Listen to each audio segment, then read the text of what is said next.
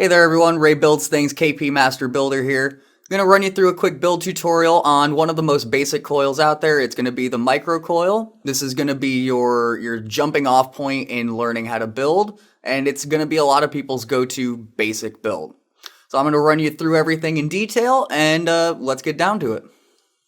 Alright guys, so for today's build, we're going to be using some Kidney Puncher Nichrome 80 24 gauge. We've got an assortment of tools from our Coil Master kit, including our needle nose pliers, our wire snips, ceramic tweezers, and the always wonderful Coil Master coil jig with all its additional spindles. You'll also need an Allen key or a screwdriver, depending on your particular atomizer. Alright, so for today's build, I went ahead and pre-cut a couple sections of our Kidney Puncher Nichrome 80 24 gauge. Got about 8 inches or so of that. We've got our Coil Master coil jig with the 3mm spindle. And to go ahead and use this, all you'll want to do is there are a couple holes on the top of the jig there. You'll want to slide your wire into one of those holes, hold it and trap it with your thumb, and you're going to slide that 30 end over top of your wire.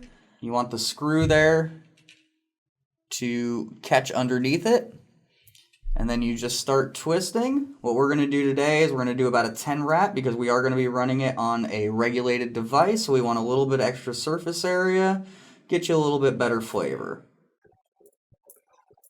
When you're using this, you want to make sure you're giving it a little bit of tension downwards, but not too much, or you will end up overlapping your coils.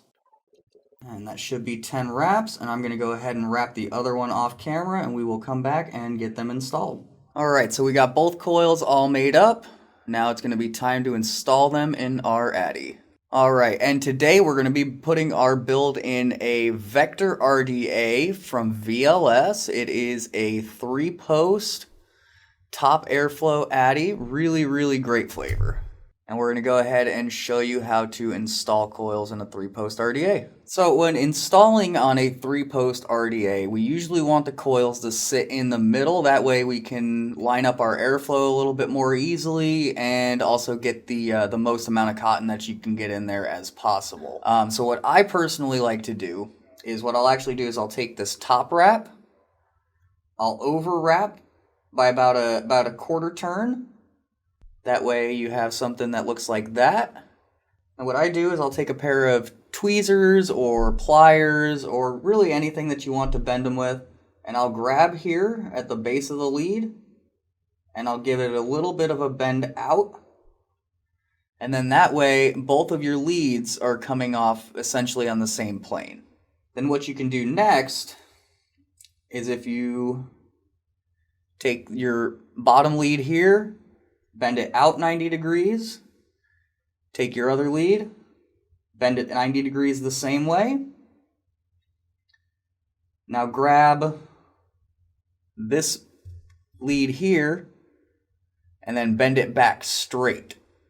And so what this is, and you do the same to the other one, and what that's going to allow you to do is put your coil in to the Addy and have it be as centered as possible. So we're going to install this one coil, and I'm going to do the same to the other one. This is how it ends up looking. And we're going to go ahead and install this one, do the same to the other one, and get the second one installed as well. Alright, so now installing the coil, I'm going to show you the bends one more time. You see the 90 degrees there. And I always trim one lead shorter than the other. Always just helps with installing, just makes it a little bit easier. It's something I've done for a long time now. What we're going to do is we're going to slide our longer lead in first into the positive post, and we're going to get our shorter lead into the negative. And what we're going to do from there is we're going to hold our coil in place while we tighten down our negative lead. You don't want to tighten down your positive quite yet. Still have to get another coil through there.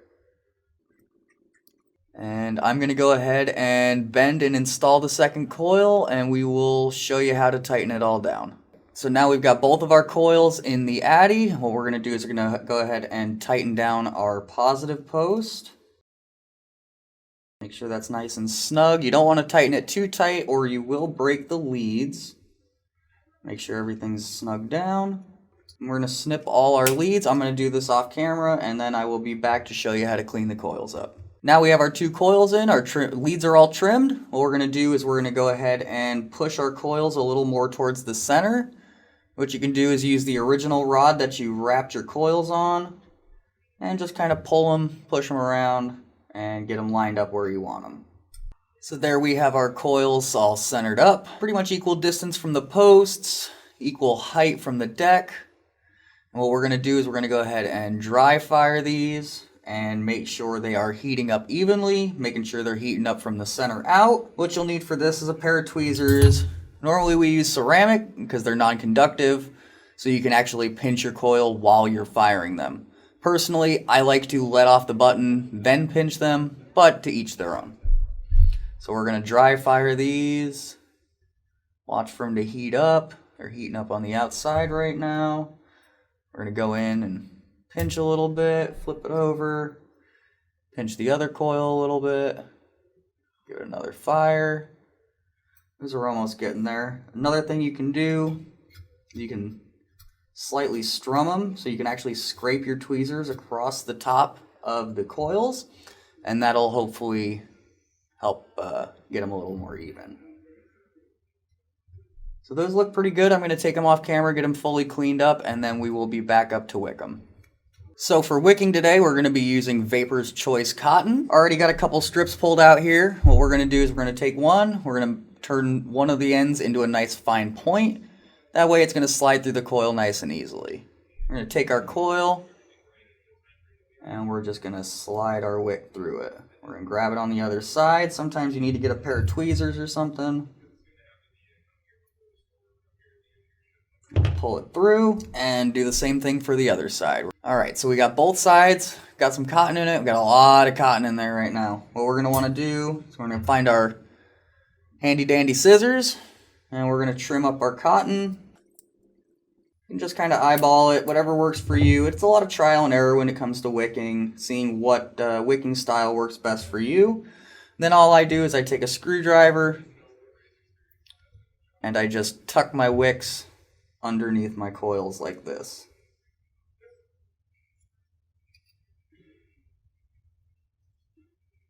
Just like so. Do both sides.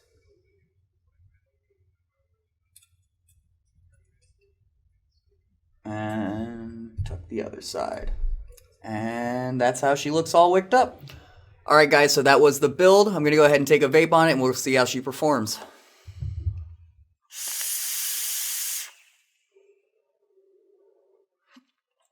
Pretty good flavor, pretty good vapor production because of how much surface area we have because of the 10 wraps. I really hope you guys enjoyed today's build tutorial, found it informative and entertaining. There's going to be a lot more to come from us here at Kidney Puncher. Once again, I'm RayBuildsThings. Thanks for hanging out, guys.